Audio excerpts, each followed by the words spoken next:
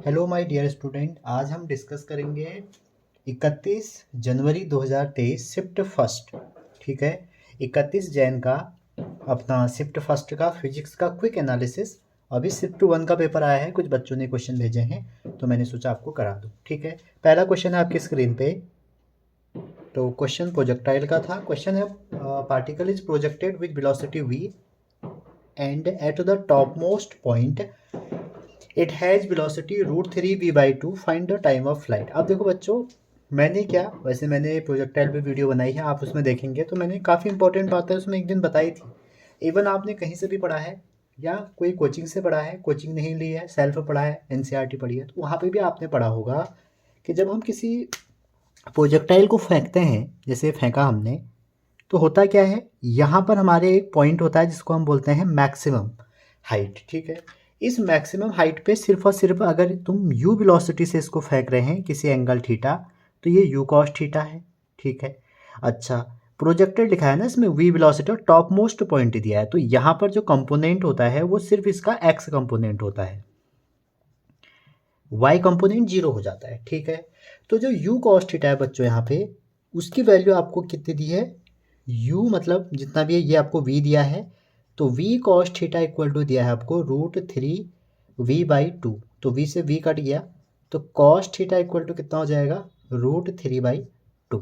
ठीक है, अब बात आती है टाइम ऑफ फ्लाइट की। यहाँ से थीटा कितना आ जाएगा, थीटा यहाँ से आ जाएगा 30 डिग्री। टाइम ऑफ फ्लाइट में भी सबको याद हो 2u साइन थीटा बाई जी, तो 2u/g तो ऐसे ही रहा, इंटू u की जगह v दिया है तो हम इसको v कर लेंगे, और साइन 30 कितना हो जाएगा, हाफ हो जाएगा, तो हाफ से हाफ कट गया। तो पहले का जो करेक्ट अब ऑप्शन होना चाहिए था v/g है। क्वेश्चन में थोड़ा मिसमैच हो सकता है। ठीक है, अगला अगला क्वेश्चन जो था बच्चों वो था हमारा रेजिस्टेंस वर्सेस टेम्परेचर डिपेंडेंसी थे। मैं क्वेश्चन नहीं लिख रहा हूँ। क्वेश्चन ये दिया था कि अगर आप टेम्परेचर को इंक्रीज करेंगे तो क्या होगा। ठीक है, आपसे था कि अगर किसी सेमीकंडक्टर का और कंडक्टर का आपका टेम्परेचर इंक्रीज होगा तो क्या होगा। ठीक है, तो आप देखिए, जो हमारा रजिस्टर है उसमें क्या होता है और जो सेमीकंडक्टर क्या होता है, आपको पता होगा जो सेमीकंडक्टर मटेरियल है, इसमें दो केस अगर आप देखें, जो कंडक्टर का होता है बच्चों वो सीधा टेम्परेचर पे डायरेक्टली प्रोपोर्शन होता है, ये कंडक्टर के लिए है। ठीक है, मतलब टेम्परेचर बढ़ाएंगे ये बढ़ेगा, और वही सेमीकंडक्टर के लिए देखेंगे तो 1/, टेम्परेचर होता है। ठीक है, लेकिन क्वेश्चन में सेमीकंडक्टर के बारे में बात हुई थी, इसको हम बढ़ाएंगे तो रेजिस्टेंस घटेगा किसी भी सेमीकंडक्टर का। लेकिन वहाँ पे क्या दिया था कि नंबर ऑफ इलेक्ट्रॉन दिया था, ऐसा कह रहे थे बच्चे। आपने देखा होगा दो टाइप के बैंड होते हैं सेमीकंडक्टर में, एक होता है बैलेंस बैंड और एक ऊपर होता है कंडक्शन बैंड। ठीक है, इनका गैप 3 इलेक्ट्रॉन वोल्ट से कम होता है, एनर्जी गैप। ठीक है, तो हम 1 से 3 के बीच में होता है, इसको सेमीकंडक्टर मटेरियल कहते हैं। तो इसका जो ऑप्शन था उसमें ये था कि रेजिस्टेंस इंक्रीज होगा या डिक्रीज होगा। ठीक है, अब आप टेम्परेचर इसमें इंक्रीज कर रहे हैं। ठीक है, तो ऑप्शन जो था रेजिस्टेंस से डिक्रीज होगा, ये तो था सेमीकंडक्टर का। कंडक्टर नहीं दिया था, ये मैं आपको बता रहा हूँ। ठीक है, अच्छा, क्यों होगा डिक्रीज, क्योंकि जो नंबर ऑफ इलेक्ट्रॉन हैं वो क्या हो जाएंगे, बढ़ जाएंगे। समझ रहे हैं, यहाँ से जब आप इसमें टेम्परेचर बढ़ाएंगे तो कंडक्शन बैंड में यहाँ से ज़्यादा इलेक्ट्रॉन पहुँच जाएंगे, इसलिए ये डिक्रीज हो जाएगा, थोड़ी बहुत करंट मिलने लग जाएगी। तो थोड़ा बेसिक थ्योरी पे था, कर सकते थे आप। थर्ड क्वेश्चन ये था, if a particle perform SHM simple harmonic motion of amplitude A and maximum potential energy is 25 joule. अच्छा जी, तो कह रहा था कि काइनेटिक एनर्जी निकालिए।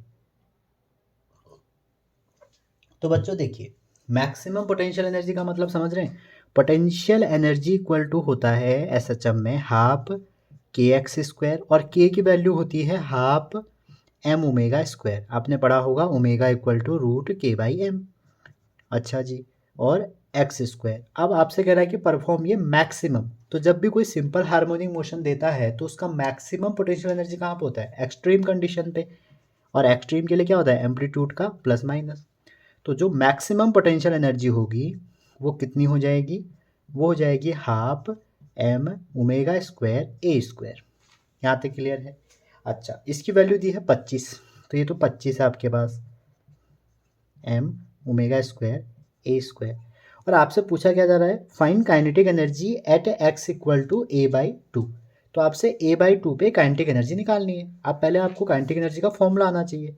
तो काइनेटिक एनर्जी एसएचएम में कितनी होती है, हाफ एम ओमेगा स्क्वायर ए स्क्वायर माइनस एक्स स्क्वायर। कैसे, वेलोसिटी आपको आती होगी, वहाँ से हमने हाफ एम बी स्क्वायर, ये काइनेटिक एनर्जी का फॉर्मूला है। एक्स की अगर जगह आप ए बाई टू रखेंगे तो A square minus A square by four minus करिए कितना आ जाएगा, 3/4। तो हो जाएगा half M omega A square और 3/4। इतने की जो वैल्यू है कितनी है, 25 है। तो इसमें 25 रख दो पूरे की वैल्यू और इंटू 3/4। तो ये हो जाएगा 75/4 और लगभग 18 पॉइंट समथिंग आएगा। ठीक है, 18.742 ऐसे करके आएगा। तो सिंपल क्वेश्चन था। ठीक है, नेक्स्ट अगला क्वेश्चन है जो बच्चों, फोर्थ क्वेश्चन जो है, अगेन वही जो सारे शिफ्ट में आ रहा था। क्वेश्चन क्या था कि जैसे हमारी अर्थ दी है, आपसे कहा गया था कि इसकी रेडियस r है और यहाँ पर h डिस्टेंस पे, यहाँ से लेके यहाँ तक h डिस्टेंस है। तो आपसे क्वेश्चन ये दिया था कि अगर यहाँ पर g है वैल्यू और यहाँ पे g h है, h हाइट पे, और h इक्वल टू कितना दिया था, कोई 3r कह रहा था, कोई 4r कह रहा था। तो आपसे पूछा गया था कि अगर इसी में हम d डेप्थ नीचे चले जाएं, यहाँ चले जाएं, मतलब यहाँ से लेके यहाँ तक जो डेप्थ है वो d है। ठीक है, d डेप्थ नीचे चले जाए और आपको ये दिया था इसमें कि अगर जो ये g की वैल्यू है, ये वाली वैल्यू g1 है और इस डेप्थ की वजह से वैल्यू g2 है, ये दोनों में रिलेशन ये रहा। ठीक है, तो आपसे पूछा ये गया था कि डेप्थ निकालिए। तो शायद इससे आसान कोई क्वेश्चन है, हर शिफ्ट में आया हुआ है और इजी है। ठीक है, कैसे करेंगे देखिए। अब आपको करना क्या है बच्चों, इसमें पहले वैल्यू निकालनी है। इस g ड्यू टू हाइट पे अगर आप देखें तो g m over r plus h का होल स्क्वायर जैसे हम लगाएंगे, h की वैल्यू क्या रख देते हैं 3r, तो जी एम ओवर 4r का होल स्क्वायर हो जाएगा। ठीक है, ये g1 हो जाएगा हमारा। क्लियर। अब g1 में आप देखें पूरे को, 4 का स्क्वायर कितना हो गया 16, तो ये हमारा नॉर्मली g/16 हो गया, क्योंकि हमारी जो g की वैल्यू होती है वो होती है gm/r²। तो यहाँ से देखें तो ये आ गया। अब इस डेप्थ पे अगर आप निकालें g2 की वैल्यू तो ये कितनी हो जाएगी, g2 इक्वल टू हो जाएगा g depth equal to g1 minus d/r। अब आपको इक्वेशन दी है g2 equal to 4 time g1। ठीक है, तो इसकी वैल्यू 4 टाइम g1 है, तो g2 equal to 4 time g1, तो g2 हमने रख दिया g1 minus d/r equal to इसकी वैल्यू रख दिया g/16, जिसे g कट गया, तो 1 माइनस d/r इक्वल टू 1/16, तो 16 इधर आया, तो ये हो जाएगा d/r इक्वल टू 1 माइनस 1/16। तो 16 में से जब आप इसको सॉल्व करेंगे, ठीक है कुछ गड़बड़ हो रहा है, अच्छा 4 भी है इसमें, इंटू 4 भी हो जाएगा, इंटू 4 भी हो जाएगा। ठीक, तो इंटू 4 होने में क्या कितना हो जाएगा, 1/4 हो जाएगा, तो ये हो जाएगा 1 माइनस 1/4, तो d/r इक्वल टू हो जाएगा 3/4। ठीक है, यहाँ से d निकल जाएगा, d equal to 3r/4। r की वैल्यू रख लीजिए 6400 किलोमीटर, और 4 से कट जाएगा तो 16 3 कितना हो जाएगा आपका, हो जाएगा 4800 किलोमीटर। तो डी का आंसर आना चाह 4800 किलोमीटर। तो ये हर शिफ्ट में आया है, जो अगर कल देने वाले हैं वो due to acceleration due to gravity, और ये देख लें मैंने अभी 2 दिन पहले उसकी एक वीडियो बना रखी है, सब उसमें आपके फॉर्मूले हैं। ठीक है, अगला क्वेश्चन, एक इतना सरल क्वेश्चन आया था, क्वेश्चन नंबर 5 है। आपसे कहा था जो स्पेसिफिक हीट रेशियो है CP/CV, ये टेम्परेचर पे कैसे डिपेंड करेगा। ठीक है, तो आपको पता ही होना चाहिए जो CP/CV है ये टेम्परेचर पे डिपेंड ही नहीं करता, ये इंडिपेंडेंट ऑफ टेम्परेचर है, और यही आपसे पूछा गया था कि क्या ये डिपेंड करेगा, क्या इंडिपेंडेंट करेगा। अच्छा, अगला क्वेश्चन इतना सरल आया था, मतलब आज बहुत ज़्यादा सरल आ गया पेपर, लेकिन आज वाले बच्चे ज़्यादा खुश ना हो, नॉर्मलाइजेशन में सबको किसी का बुरा नहीं होगा, सबके लिए बराबर पेपर बनता है, तो सबको बराबर मिलेगा। पेपर सरल था, ऑलमोस्ट जैसे रोज़ आ रहा है सेम वैसे ही आया था। ये है। अब इसमें हमें क्या दिया था, एक ईएमएफ दिया था, ये भी ईएमएफ दिया था, और ये जो वैल्यू दी थी 5 ओम दे रखी थी, ये इंटरनल रेजिस्टेंस आर, और अगेन ये भी आर। ठीक है, तो क्वेश्चन ये था मतलब कि दो सेल हैं, पहले तो ऐसे कनेक्ट किए हैं और दूसरी बार जो हमने वो सेल कनेक्ट किए हैं वो ऐसे किए हैं। दैट मीन्स पहले 2 बार सीरीज में कनेक्ट किए हैं, अगली 2 बार हमने उनको पैरेलल में कनेक्ट किया है विद 5 ओम। क्लियर है? यहाँ तक क्वेश्चन तो ये था, 5 ओम, आर आर ई ई। ठीक है, तो आपसे पूछा गया था कि इंटरनल रेजिस्टेंस निकालिए। ठीक है, और एक इसमें कंडीशन दे दी थी कि जो करंट है इसमें वो भी आई है, और जो करंट है इस वाले केस में वो भी आई है। तो सिंपल सी बात है, आपको करंट का रिलेशन दिया है। पहले हम सीरीज को देखते हैं। ये दो किस्में हैं, दो सेल सीरीज में। आई क्या होता है? आई होता है E net over are net. तो ई नेट मतलब इन दोनों को ऐड कर दो, सीरीज में नॉर्मली ऐड हो गया। और रेजिस्टेंस कैसे? ये दोनों सीरीज में हैं, तो सीरीज में जब ये दोनों आपके आर आर हैं सीरीज में, और इसके साथ ये हो जाएगा टोटल, इसका देखेंगे तो 5/2r। ठीक है, अच्छा जी। अब आप देखिए, इसको सॉल्व करिए थोड़ा सा, तो i इक्वल टू क्या आ जाएगा, e ओवर 5/2 प्लस r। ठीक है, ये हमारी i की वैल्यू होगी। क्लियर है? अच्छा जी, अब अगर आप इसमें देखें, इस वाले केस में देखें, ये दो पैरेलल में है, तो दो पैरेलल में है तो i कितना हो जाएगा, e ओवर 5 प्लस r/2। ये हमारी आई की वैल्यू हो जाएगी। ठीक है, तो इस केस में और इस केस में दोनों में करंट तो सेम ही आ रही है। ठीक, तो ये जो रिलेशन था ये इसका हो गया, और ये वाला रिलेशन जो था मैंने वो ये आपको बता भी दिया कैसे निकाला, वो ये हो गया। ठीक, इन दोनों को आप इक्वेट कर लीजिए क्योंकि ये दोनों सेम है। तो जैसे आप दोनों को सॉल्व करेंगे तो कितना आ जाएगा, इससे कटेगा तो इसको एलसीएम ले लीजिए, तो 5 + 2r, और ये तो r आ जाएगा आपका यहाँ से 5 ओम। ठीक है, ये हमारा जो है ये इसका रिलेशन है, और ये जो ये वाला जो है वो ये है। ठीक है, मैंने ये आपको निकाल के भी बता दिया। तो सिंपल था। जब हम सीरीज में सेल को जोड़ते हैं, पोलैरिटी का ध्यान रखना, यहाँ पे तो सेमी पोलैरिटी दी है, तो सीरीज में जो होता है 1 + 2 होता है, पैरेलल में सेम रहता है ना। और रेजिस्टेंस आप देख लीजिए।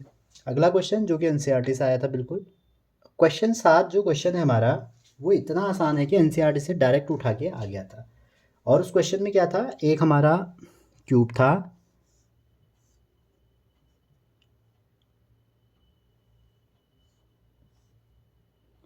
इस टाइप से हमारा कोई एक क्यूब था। ठीक है, और इसकी एक्सिस है। ठीक है, तो ये तो 0 0 0 हो गया, ये 3 एक्सिस दिए हैं, और आपसे कहा था कि इसकी साइड जो है वो ए है, और ए की वैल्यू दी थी 20 के आसपास। और इसमें जो इलेक्ट्रिक फील्ड है बच्चों वो दिया था 400 XI न्यूटन पर कूलम। तो आपसे कहा था कि फाइंड द फ्लक्स, तो टोटल फ्लक्स थ्रू क्यूब क्या होगा।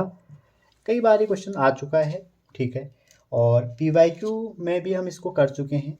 तो कैसे करेंगे इस क्वेश्चन में, आप देखिए, जो इलेक्ट्रिक फील्ड है हमारा वो क्या ना, इलेक्ट्रिक फ्लक्स जो है वो क्या होगा, फाई इक्वल टू E.A। ठीक है, अलोंग एक्स एक्सिस है, तो अलोंग एक्स एक्सिस है तो वही फेस काम आएगा। अगर ये एक्स है, ये वाई है, ये जेड है, तो इसके तरफ जो फ्लक्स होगा 0, इसके फ्लक्स से 0। क्यों? क्योंकि हमारा जो इलेक्ट्रिक फील्ड है वो सिर्फ एक्स में है। तो जब फ्लक्स की बात करेंगे तो फ्लक्स में हमें क्या है, E.A है, तो यहाँ पर E, और जो क्यूब होता है वो एक फेज उसका क्या होता है, स्क्वायर, तो एरिया कितना रख दोगे, A²। तो बस यही करना था आपको। तो इलेक्ट्रिक फील्ड कितना हो गया 400, और यहाँ पर एक्स लिखा है, तो एक्स लिखा है तो ये 20 है, इसको उसमें बदल लीजिए तो 0.2 हो जाएगा। ठीक है, और उसका क्या, स्क्वायर, ये एरिया हो गया इंटू 0.2। ठीक है, ये आपका स्क्वायर था, शायद कोई स्क्वायर करा था कोई क्यूब, तो आप देख लीजिए। तो ये तो 400 हो गया, ये एक्स हो गया, और इतना हमारा एक का एरिया हो गया। तो ये एक्स एक्सिस के अलोंग हमारा फ्लक्स हो गया, और जिसकी न्यूटन मीटर स्क्वायर कूलम था। तो एक फेज का निकालना था, तो काफ़ी सरल था। ठीक है, कई बार हम इसको कर चुके हैं। अच्छा, एक क्वेश्चन और आया था आपका, वो आया था क्वेश्चन नंबर 8 कम्युनिकेशन से, जिससे बहुत सरल क्वेश्चन पूछे जाते हैं। आपको एक्स दिया था कि जो एक्स है वो वेव है 10 sign 4 pi T, 4 pi T, और आपसे कहा था ये जो है ये वेव है और उसमें कैरियर दिया था, जो कैरियर वेव है वो है एक्स सी 15 साइन 100 पाई टी, और आपसे कहा था कि फ्रिक्वेंसी बताइए मॉड्यूलेटिंग वेव की। तो बच्चों जो फ्रिक्वेंसी होती है मॉड्यूलेटिंग वेव की वो आप कैसे निकालेंगे, देखिए जो हमारे कैरियर की है ये वाला पार्ट जो है साइन ओमेगा टी होना चाहिए था, तो हमारा जो ओमेगा सी हो जाएगा कैरियर की फ्रिक्वेंसी वो कितनी हो जाएगी 1000 पाई, और वहीं ये तो हमारी एंगुलर फ्रिक्वेंसी है, नॉर्मल फ्रिक्वेंसी कितनी हो जाएगी 2 पाई एफ लगाइए तो कितना आ जाएगा 500 हर्ट्ज। ठीक है, अब मॉड्यूलेटिंग की कितनी हो जाएंगी, मॉड्यूलेटिंग की हो जाएगी 2 पाई इंटू ये फॉर्मूला यूज कर लीजिए। ठीक है, तो यहाँ पर जैसे आप वैल्यू रखेंगे तो आपका आंसर 2 हर्ट्ज आ जाएगा। ठीक है, अच्छा एक क्वेश्चन ये आया था, ठीक है, इससे सरल पेपर आपको नहीं मिलेगा, बहुत बेसिक आया था। क्वेश्चन आया था कि neutron will break into proton. आपने देखा होगा हमेशा न्यूट्रॉन एक प्रोटॉन में कन्वर्ट हो जाता है, but proton will not break. ठीक है, तो आपसे कहा था कि क्यों होगा ऐसा। ठीक है, तो ये बहुत बेसिक थ्योरी है बच्चों, जो रेस्ट मास है न्यूट्रॉन का वो ग्रेटर देन है रेस्ट मास ऑफ प्रोटॉन। आपसे आया था कि न्यूट्रॉन जो है हमारा प्रोटॉन में ब्रेक हो जाता है, लेकिन प्रोटॉन हमारा न्यूट्रॉन में ब्रेक नहीं होता है, हमेशा वही पार्टिकल ब्रेक होते हैं जिनका ये वाला जो मास है, जो रेस्ट मास है वो ज़्यादा है। हमेशा ये बात आप ध्यान में रखिएगा। आप देखते होंगे तभी हम क्या पढ़ते हैं मास डिफेक्ट बाइंडिंग एनर्जी, यहाँ पर उल्टा है, यहाँ पर इसका कम हो गया इसका ज़्यादा हो गया। हमेशा होता ऐसा है कि आप 10 किलो आम लेके आओ घर और घर आते आते वो 8 किलो हो गई, तो वही यहाँ पे भी होता है, तभी हमारी डिफेक्ट की थ्योरी लगती है मास मास इक्विवेलेंस और जो भी बैलेंस हम वहाँ पर निकालते हैं। तो इसका जो सही था वो ये था कि mass of neutron, rest mass of neutron is greater than of proton. ठीक है, अच्छा जी, एक क्वेश्चन बार बार वही क्वेश्चन आ रहा था, 10वां क्वेश्चन है हमारा। क्वेश्चन ये था कि एक हाइड्रोजन एटम है जिसमें हाइड्रोजन एटम में N3 से, ये हर बार ट्रांजिशन का क्वेश्चन आ रहा था, N3 टू N1 में आ रहा है, तो एक फोटोन निकल रहा है लैम्डा का। ठीक है, बोर की थ्योरी है, जब भी कोई लेवल जंप होंगे तो एब्जॉर्ब या एक्साइटेड होंगे, और कह रहा है कि 2 से जब 1 में आया वो तब भी एक वेवलेंथ निकल रही है जिसका लैम्डा 1 है। ठीक है, पहले वाली 1 है दूसरे वाली 2 है, या कुछ भी हो सकता है, और आपसे कहा है कि 1/2 जो है वह x/32 है, तो x की वैल्यू निकालो। ठीक है, तो इमिशन थ्योरी में जो आपका स्पेक्ट्रल लाइन का फॉर्मूला था वेवलेंथ का, लगा दीजिए 1/ni² माइनस NF²। तो एक बार आपको क्या करना था 1 लगा देना था, यहाँ पे 1 रख देना था, एक बार आपको 3 रख देता था, उसको λ1, एक बार λ2 में यहाँ पर आपने 1 रख देना था और यहाँ पे आपने 2 रख देना था। तो अगर आप ध्यान से देखें जो आपका λ1 आ जाएगा वो आ जाएगा 9/8R, और जो λ2 आ जाएगा इस केस में वो आ जाएगा 4/3R। तो जैसे ही दोनों को डिवाइड करेंगे तो 27/32 आता है, तो x की वैल्यू 27। ठीक है, बहुत बार ये आ चुका है PYQ में और आता भी है। एक सिंपल सा क्वेश्चन, जो हमारी बच्चों अभी ग्राफ सीरीज चल रही है, ठीक है, आपने देखा होगा हमारी ग्राफ सीरीज चल रही है जिसमें NCERT के काफ़ी ग्राफ हम डिस्कस कर रहे हैं। मैं अपनी चीज़ों की तारीफ नहीं कर रहा हूँ, लेकिन अभी मैंने रिसेंटली कराया क्योंकि बार बार वो पूछे जाते हैं, तो मैं उनको ज़्यादा ही हाईलाइट करके आपके लिए शॉर्ट्स बना रहा हूँ। तो वही एक आया था क्वेश्चन, स्पेयर का पूछा गया था बच्चों। स्पेयर है हमारा, उसका इलेक्ट्रिक फील्ड का ग्राफ पूछा गया था आर के रिस्पेक्ट में, स्पेयर का इलेक्ट्रिक फील्ड का आर के। लेकिन याद रखना स्पेयर भी कौन सा था, कंडक्टिंग, तो कंडक्टिंग स्पेयर के अंदर जो इलेक्ट्रिक फील्ड होता है वो 0 होता है, उसके बाद ये डिकेइंग होता है। ठीक है, क्योंकि यहाँ पर ये 1/r²। वहीं अगर ये सॉलिड होता या नॉन कंडक्टिंग होता, सॉलिड स्पेयर होता, तो सॉलिड स्पेयर में अंदर इलेक्ट्रिक फील्ड 0 नहीं होता है, क्योंकि इसमें चार्ज रिसाइड कर जाता है। तो इसमें क्या होता है, इस वाले में ये और ऐसे होता है, ये बात आप ध्यान रख लीजिए, आगे शिफ्ट भी हैं आपके पास, ठीक है। अच्छा, अगर बी का पूछे सिलेंडर का तब भी यही होगा। अगर आपको एक्सेलरेशन ड्यू टू ग्रेविटी पूछे तो 3 का एक ही ग्राफ है ये, तो उन्होंने इस बार ये वाला पूछा था, कंडक्टिंग लिखा था बल क्वेश्चन में, ऐसा बच्चे कह रहे थे। अच्छा जी, एक क्वेश्चन आया था ड्रिफ्ट वेलोसिटी से। अच्छा, ड्रिफ्ट से पहले एक मैग्नेटिक से आया था क्वेश्चन, जो कल वाले हैं उनके लिए बता रहा हूँ। मैग्नेटिक डायपोल का क्वेश्चन आया था कि वर्क कितना करना पड़ेगा एक को रोटेट करने में, तो वही फाइनल माइनस इनिशियल, ठीक है। तो जो यू का फॉर्मूला होता है वो होता है एम बी कॉस थीटा। तो आपको 2 एंगल दिए थे, मेरे को एग्जैक्ट एंगल नहीं मिले हैं, तो आप उसको देख लीजिए, ठीक है। तो एंगल जो भी दिए थे, एंगल रखने थे 2 बार और 2 बार ये लगाना था, ठीक है। अच्छा, एक क्वेश्चन ड्रिफ्ट वेलोसिटी का आया था बच्चों। तो ड्रिफ्ट वेलोसिटी का जो फॉर्मूला था डायरेक्ट वो लगाना था ई टाउ ओवर एम, ठीक है। तो ये देखना था आपने, इंडिपेंडेंट ऑफ एरिया होती है ये वाला, ठीक है। तो आपको ये लगाना था, मतलब क्वेश्चन ये आया था, बहुत लंबा चौड़ा क्वेश्चन था, उसमें एरिया में कुछ चेंज किया था। तो वी डी जो है ना, ये एरिया पे डिपेंड नहीं करता है, एरिया पे डिपेंड नहीं करेगा। तो वहाँ क्वेश्चन ऐसे आया था कि एरिया को आधा कर दें या कुछ ऐसा, तो कितना चेंज होगा, नो चेंज, ठीक है। अच्छा जी, अगला क्वेश्चन जो क्लास 10th में कराते हैं, आपसे क्या दिया था, आपको कहा था कि स्पीड इन एयर जो है, एयर में स्पीड दी थी v, ठीक है। और आपसे कहा था स्पीड इज 0.2, किसी मीडियम में जो स्पीड है वो 0.2 v है, ठीक है। तो रिफ्रैक्टिव इंडेक्स निकालो। अब इससे सरल क्वेश्चन नहीं मिलेगा, n equal to c over v होता है। तो जैसे आप मीडियम में रखते तो ये कितना हो जाता, v ऊपर सी, एयर में तो v दिया है तो ये हो जाएगा 0.v, तो v से v कट गया तो 1/2, तो आंसर था 5। तो ये 10th क्लास में करते हैं बच्चों, ये बहुत सरल क्वेश्चन हो गया। नेक्स्ट, अगला जो क्वेश्चन है वो ये आया था, 100 आपके पास बच्चों बॉल थी, कितनी बॉल थी, 100 बॉल थी, और मास m। क्वेश्चन दिया था कि कोलाइड कर रहे हैं इलास्टिकली। तो इलास्टिकली जब ये कोलाइड कर रहे हैं तो कह रहा है कि इफ़ कोलिजन, जो कोलिजन है आपका, लास्ट फॉर t सेकेंड, तो t सेकेंड के लिए हो पा रहा है, तो आपसे पूछ रहा है कि फोर्स कितना होगा।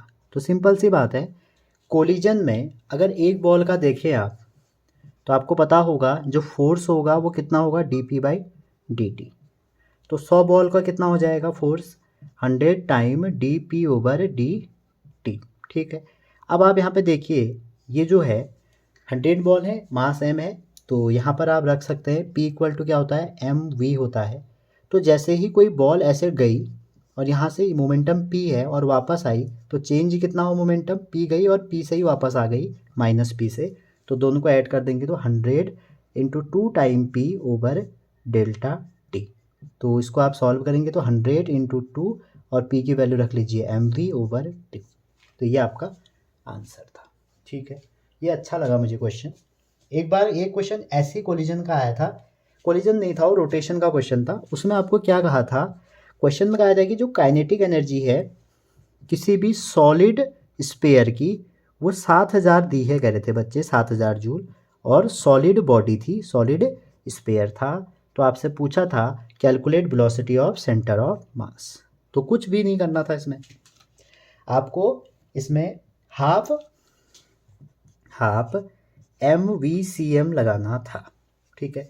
अब आपको सॉलिड स्पेयर का अगर VCM पता है तभी आप कर सकते हैं, अदरवाइज नहीं कर सकते, ठीक है। तो इसका जो VCM हो गया, इसका वो होता है 7/5 के टाइम में, तो हाफ इंटू 7/5 MV²। अब इसको निकाल सकते थे, ठीक है। मास भी दिया था इसमें, अब वो पता नहीं 1 kg के आसपास दिया था, एक मान के चलते हैं, तो मास है b है, तो यहाँ से आप निकाल सकते हैं। थर्मोडायनेमिक्स से NCERT से ही क्वेश्चन आ गया था, और क्वेश्चन ये था बच्चों, कई बार ये क्वेश्चन आया हुआ है और ये आपके NCERT में भी है। एक PV ग्राफ है जिसमें एक ये बॉडी ऐसे मूव कर रही है, ठीक है। तो आपसे कहा गया है कि PV ग्राफ है, gas do not absorb and release heat through out the process. तो हीट ना आ रही है ना जा रही है, एडियाबेटिक प्रोसेस है। तो आपसे पूछा है इंटरनल चेंज निकालिए। बस ध्यान दीजिए यहाँ पर डेटा आपको दिया था, तो यहाँ पे जो डेटा है ये 200 है, ठीक है। वॉल्यूम कुछ होगा मीटर क्यूब में, और यहाँ पर 50 है। और यहाँ पर देखें आप, यहाँ पर आपका 100 के पास्कल है, और यहाँ पे ये 10 था और ऊपर 50 था। ये तो यही डेटा है, ऐसा बताया बच्चे ने। तो आपसे पूछा गया है कि इसमें हीट ना आई ना गई, दैट मीन्स डेल्टा क्यू तो जीरो हो गया, ये तो हमको बता गया, और यू पूछा है तो लगा दीजिए first law, delta q equal to delta u plus delta डब्लू। अच्छा जी, तो आपको देखिए यहाँ पे वर्क चाहिए, आपको याद होगा वर्क क्या होता है, एरिया अंडर द कर्व। तो जैसे आप इसका एरिया निकालेंगे तो इस प्रोसेस में, ये प्रोसेस कहाँ से कहाँ तक है, यहाँ तक है, नॉन साइक्लिक प्रोसेस है, तो पूरा हमें इस ग्राफ से निकालना पड़ेगा। तो ये है हमारा रेक्टेंगल और ये है हमारा ट्राइंगल। तो रेक्टेंगल का एरिया हो जाएगा बेस इंटू लंबाई इंटू चौड़ाई, तो लेंथ कितनी है 150, और ये वॉल्यूम जो है बच्चों ये आपका सेंटीमीटर क्यूब में है। तो अगर इसको आप कन्वर्ट करेंगे तो 10⁶ हो जाएगा, वो भी माइनस में, इनटू यहाँ से लेके यहाँ तक की हाइट कितनी हो जाएगी, 0 से लेके 10, और 10 किलो पास्कल है वो, तो 10⁻³ प्लस ये हमारा ट्राइंगल है, तो हाफ बेस कितना हो गया ये वाला, तो बेस अगेन वही 150 इंटू 10⁻⁻6 इंटू हाइट कितनी है ये वाली, तो 50 में से 10 हटाओगे तो 40 इंटू 10⁻3। तो ये तो था वर्क। तो इसकी वैल्यू, अच्छा डेल्टा क्यू जीरो है तो delta u equal to minus ये, तो जो भी आंसर आएगा इसको आपको क्या करना था, नेगेटिव, ठीक है। तो ये जो आंसर नेगेटिव था बच्चों, अब आप ध्यान दीजिए इस क्वेश्चन में बाय साइन कन्वेंशन आप ऐसे चल रहा है हिसाब किताब, तो यहाँ पर आप क्या करेंगे, इसका जो आंसर आएगा वो पॉजिटिव में आएगा, ठीक है। तो जितना भी आ रहा है इसको आप सॉल्व करेंगे तो आंसर प्लस में आएगा, अगर ऑप्शन में प्लस माइनस दोनों दिए हैं, ठीक है। क्योंकि वर्क यहाँ नेगेटिव में आएगा, ये तो कंफर्म है, ये जब निकालोगे आप वर्क नेगेटिव में आएगा, ठीक है। तो उसके बाद फिर हम इसको पॉजिटिव करेंगे, ठीक, इसको सॉल्व करेंगे प्लस में आएगा, फिर वर्क आपका नेगेटिव में आएगा, क्योंकि जो क्वेश्चन है उसमें ये लिखा है gas do not absorb, gas पे हो रहा है वर्क, ठीक है, work done on gas, negative, तो इसके बाद ये पॉजिटिव। अगला question, again time period oscillation आया है स्प्रिंग का, कैसे आया है मैंने आपसे लास्ट टाइम कहा था, एक बार देख लीजिएगा, और आ गया है। और ये वाली जो स्प्रिंग है ऐसे जोड़ रखी है आपको, ये मास m है और ये ऐसे है, ये बच्चों k है, ये k है, और आपसे टाइम पीरियड पूछा है, ठीक है। और यहाँ पर मास जो है वो आपको 400 दिया है, k जो दिया है वो दिया है 2 नैनो न्यूटन पर मीटर, ये ग्राम मीटर था कुछ, ठीक है। 400 या 490 था, ठीक है, 490 कह रहे थे। तो अब यहाँ पर टाइम पीरियड जो होगा 2π√m/k इक्विवेलेंट, और k क्या है पैरेलल में, तो पैरेलल में क्या हो जाएगा 2k, पैरेलल में क्या हो जाए डायरेक्ट ऐड हो जाता है। तो मास की वैल्यू रख लीजिए, k की वैल्यू रख लीजिए, पाई की रख लीजिए, टी भी आ गया। तो क्वेश्चन बहुत सरल आए थे, आज का पेपर लूटने वाला था।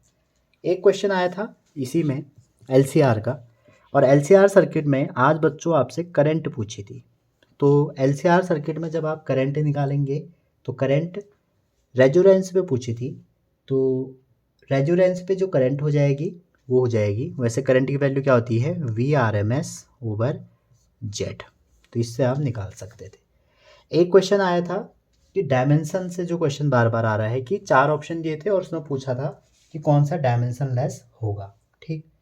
एक और क्वेश्चन आया था स्टेटमेंट वाला, स्टेटमेंट ये थी, पहला ये था कि जो बीम ऑफ लाइट है, जो बीम ऑफ इलेक्ट्रॉन है कंटेन वेव नेचर, ठीक है।